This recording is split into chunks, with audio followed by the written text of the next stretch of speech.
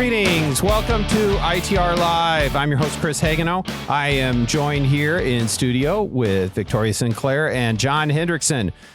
We started out here thinking we really didn't have much to talk about today, but we've managed to cobble together a few things that we can chat about today. But anyway, welcome to both of you. Thank you. I'm here. Okay, good. Let's go. First off, this weekend for me was Christmas decorating preparations. I think we got it all locked in. Are you guys ready to go? We put the tree up this weekend. Zippy, our elf, showed up this morning. He made his first appearance. So, Zippy. Yep, Zippy is our elf who comes in. He came in riding some balloons Nice. and delivered some presents of coloring books. Is it Zippy like a figurine you have, or does somebody dress up as? No, he's like the little elf. You know, everybody does the elf on a shelf thing. Yeah. You've just named yours. They all have names. They're named by the children. Oh, okay. I haven't named anybody. My son named I'm him. an old curmudgeon about such things. I don't know any of these newfangled named elves that come to your house and all that. I mean, when I was a kid, you had construction paper chains that you ripped off and just hoped that Santa was coming. That's all the fancier we got.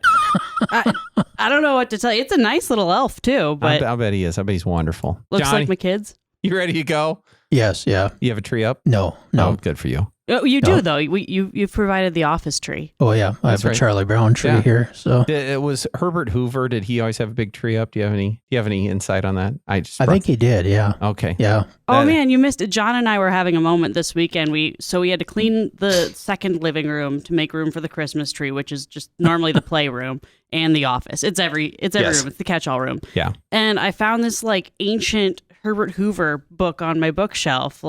Must have picked it up at some closing of a bookstore or library. 1928, one of the early biographies. Oh, lovely. Of Herbert Hoover. Did you have that one already? I don't have that one, no. Wow. I may have to bring it in. Yeah. Nice.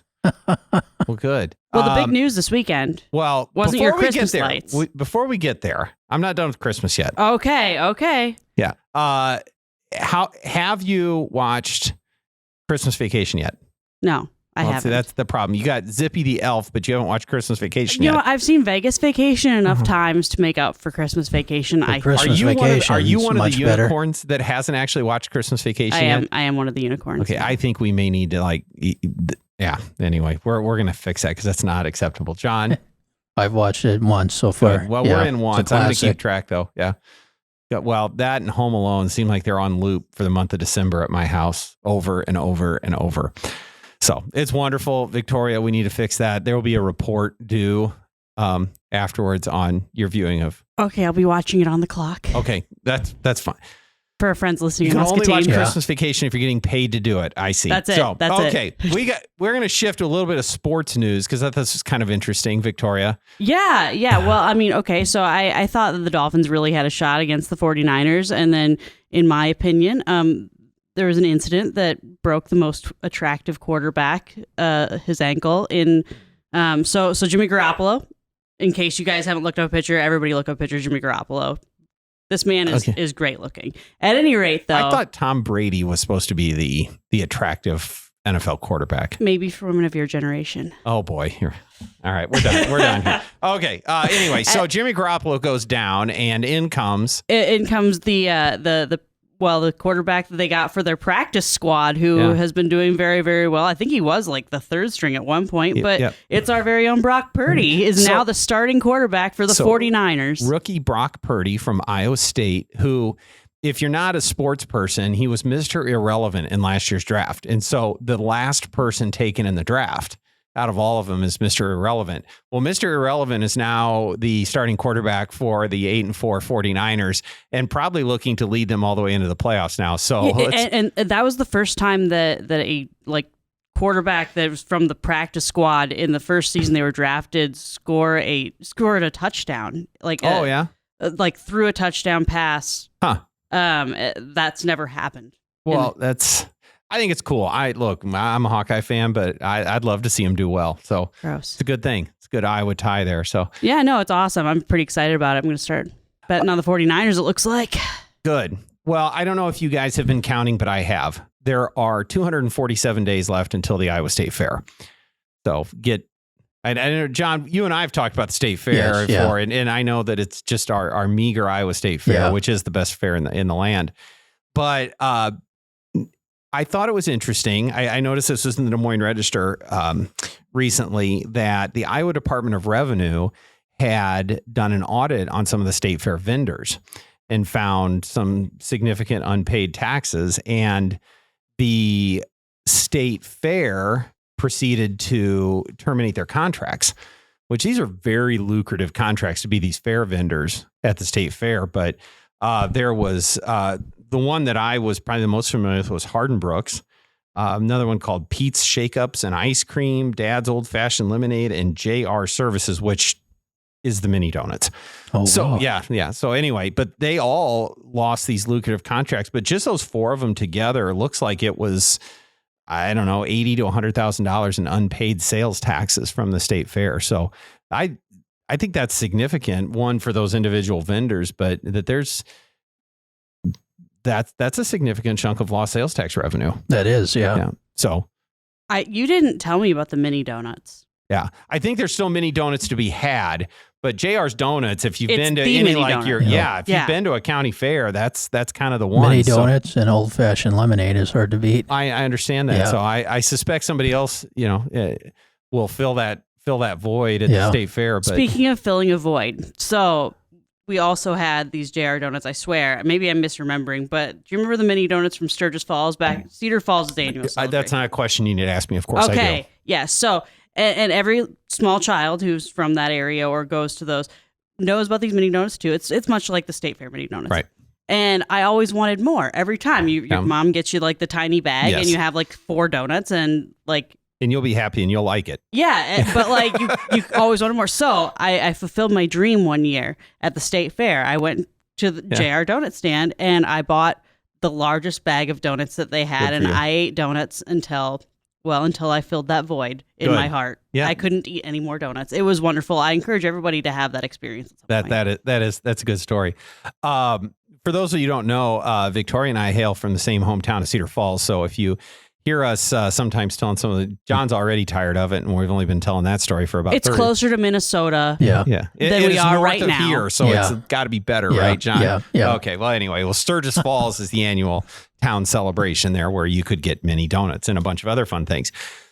Okay. Well, we do have one, political story that I wanted to touch on today, which is, and it's been widely reported, but the end, I guess, if you want to call it that, of first in the nation caucus status, at least on the Democrat side.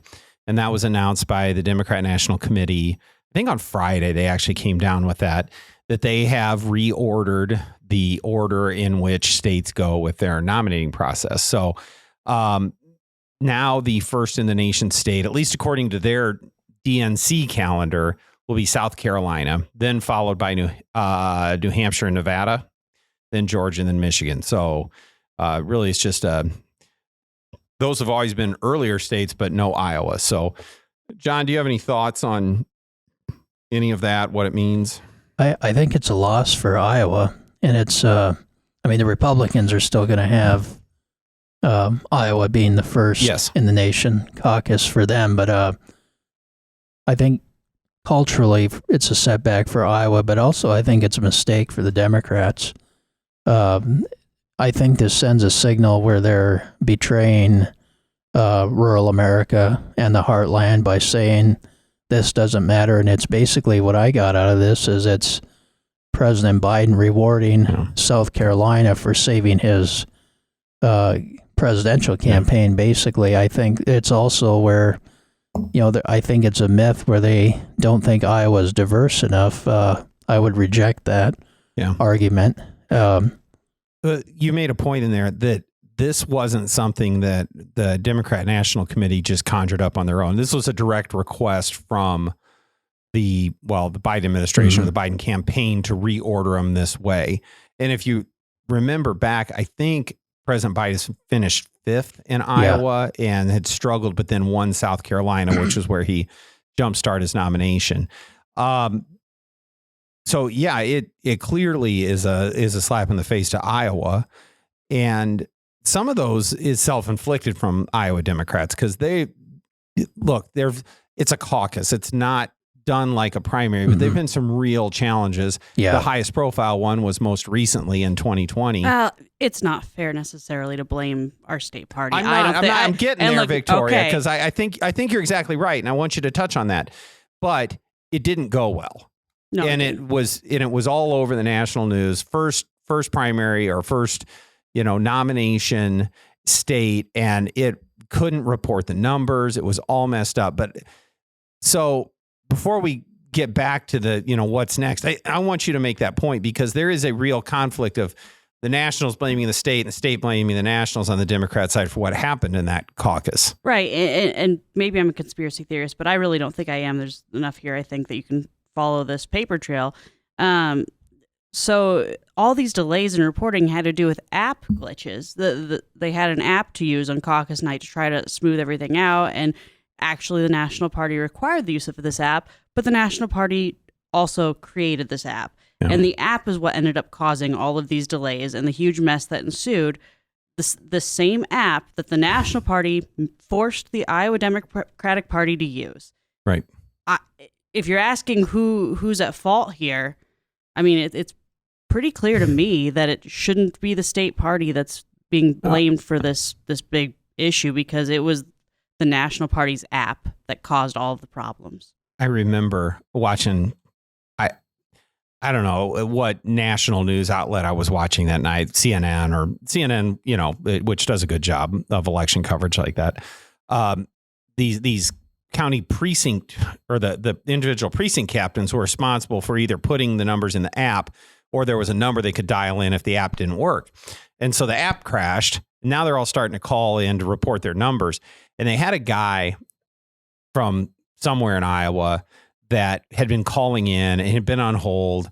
And somehow they got him online they got connected to him on CNN or wherever it was. And they were interviewing him. And while that interview was going on CNN, he finally got through after like an hour and a half of waiting on hold. They answered, but he was too busy with the interview. And by the time he stopped the interview, his call had been dropped, and you could just hear it was actually kind of comical. But I agree with that. I think some of the local Democrat officials were unfairly maligned or blamed for that. However, I think we can look at, if you do want to point some fingers locally, their process was horribly complicated, horribly time consuming. Look, most of our listeners here, if they've participated in a caucus, has been on the Republican side, where you go in, you sign in, you make sure you get your credentials, and you generally just take a straw poll vote in your precinct, count them up, and you're done. And that can take 30 minutes. On the Democrat side, especially in some of the larger precincts, you fill a gymnasium, you go into your preference groups, and then you lobby your neighbors and you reorganize. And even on top of that, not every precinct's delegates counted the same. And so you never really got a true sense. I think it was, I don't remember if it was this last time out, but I think it was actually the Bernie Sanders, Hillary Clinton one, where one person won this hypothetical popular vote, but another person won the delegates. It's just a complicated mess. And I think that played into part of this reason to switch away from it, because they want something that works a little better. Isn't the state party even considering having just a mail-in ballot? I think they've contemplated that too. I think that would be a terrible idea. Well, I mean, mail-in ballots are no fun. Yeah, we know that. But yeah, it's one person, one vote on election night or whenever it is, and give people. It comes back to giving people confidence in the system, right? Here's a question for you both. Do you think the decision reflected the basically implosion of the state Democratic Party here, because they've lost so many races now, and I mean, the party is basically sinking like a stone here? Well, there may be something to that. I think it does speak to, look, I'm not a Democrat insider, but a lot of times these decisions on both sides of the aisle have been by exerting influence at the national level of your Iowa leadership. And there isn't a Tom Harkin there anymore. There isn't some of those old people, the old guard that could help make sure that it stayed that way. But, interestingly, and I've pointed this out as I'm an apologist for the caucuses, but Barack Obama probably does not become president in 2008, but for the Iowa Democratic Caucuses. He had a big, supposedly surprise win, which catapulted him to the nomination. But for that, Hillary Clinton would have won the nomination in 2008. And so, back to your point about diversity, I mean, it was Iowa Democrats that helped propel our first black president to the nomination. Well, and let's not forget, the National Party is taking this caucus away from a state party chair who is black and a state party who their top candidate this last cycle was a black woman running for governor, Deidre DeGier. Yep. So, I mean, I really struggle with the diversity statements here because, frankly, it's almost offensive knowing that their party leadership actually is extremely diverse here in Iowa. I think that's fair as well, Victoria. The other thing that I worry about is if you move your nomination calendar to larger states and regional primaries, it becomes less about retail politics and more about who can run the most ads in Detroit or Las Vegas, which are expensive media markets, and you go out and it benefits that insider traditional candidate with the money. And I don't think that's good for the process. I mean, I think all of us have been involved on the Republican side, and you have a chance to actually meet these different candidates, to go to an event and ask them questions and hear what they're really made of. And that's an important part of the process for something that, frankly, is the leader of the free world, the most powerful political figure on the planet. To actually have them come into a living room or a pizza ranch or a coffee shop and be able to ask them questions. Now, granted, it's a tremendous responsibility as an individual Iowan that we get that others don't. But somewhere, someone who wants to be president and do all that still has to come and answer those questions. That's an important part of the process that whoever goes first needs to be retained in that. I would contend that the National Party is not interested in having, no, of course not, anybody who isn't one of their self-anointed leaders be eligible at all for the presidency. You never get somebody like Jimmy Carter riding around on a bicycle in one of these other states, I don't think. That's right. And frankly, it's safer here. You don't have to invest substantial money in security here in Iowa. Right. And that's actually a huge cost for most campaigns. And even a lot of the people who did matter in D.C. when they come to Iowa, they don't have Secret Service detail unless you're one of a select few people who've, been given the detail. But that doesn't just happen. And so that's a huge cost. And I don't see any way that people just, your average person could become president in most of these other states. I think this is one of the first practical data points that President Biden intends to run for re-election. That gets talked about a lot in the national media, but this is a decision that was made to make it that much easier for him to win the nomination again. Did you look at the date that was proposed for the South Carolina caucus? February 3rd. Yeah, do you know why that's significant? I do not. It's probably around the Super Bowl. No. Okay. It's Beau Biden's birthday. Oh, really? Yeah. No, okay. I didn't know that. So that's interesting as well. Well,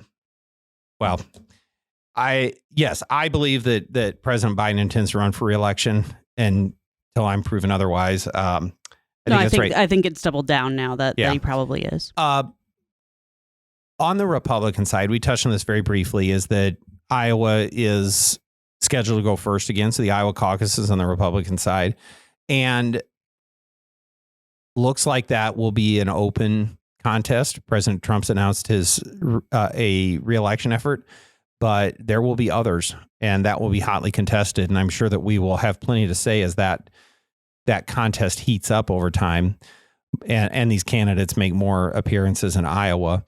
But it'll be interesting to see, because both Iowa and New Hampshire, who are the implicated states in this, have laws on the books that their caucus and primary have to go first. And so there is a state law that says that these will go first. However, the Democratic National Committee, in this case, has come back and said, well, you lose delegates if you do it. So there's a real conflict there. So I actually expect that you'll see a Democrat caucus. The question is that happens early. The question is, does it do any of their candidates come and participate here. So do the delegates matter that much? I don't. It's usually a narrative thing because winning or losing Iowa doesn't, give you enough delegates, but it does create that momentum for a candidate to carry on. So, well, that'll be interesting to watch. That's all I have to say on the caucuses, but I'm going to have a lot more in the future. John, anything else on that you look like you were scratching notes, and that always makes me feel like you got something really smart to say. I was actually going to ask you about the state law part of it, and you addressed that. So yeah, and that's been tweaked over time, but I would be shocked if this legislature saw fit to pass a law to change Iowa code to comply with the Democrat National Committee. So I think the law is the law. Now, we've done a few things with it in the past to try and make it harmonize a little bit with some of that, but I don't see that happening this year. No, probably not. I just wonder if we go back to a situation where both states, whatever the first state is, ends up having like the joint caucus primary, whatever, on the same night like we have historically, or if the parties forever decide to go different directions and maybe we get to hang on to the Republican caucuses forever. I don't know. I hope so, because I think it's wonderful. I know a couple of times in those presidential caucuses, both, at least in the precincts that I represented in the legislature, the Republicans and the Democrats were meeting in the same school at the same time, which, they've got all their signs up. Republicans got all their signs up, and it's an interesting little slice of American political theater. It is. Which party gave Iowa the caucuses? The Democrats initially, wasn't it? It was. Do you know why? Yeah. I have, at one point, I knew the answer to this, and I don't know it now. A slow copier. Their copy machine was so slow that when the party asked for a timeline from every state on how much time they would need between each different, so you get the caucuses, but then you go into the county stuff and then the district stuff and the state stuff. What kind of time do you need to make all your ballots up?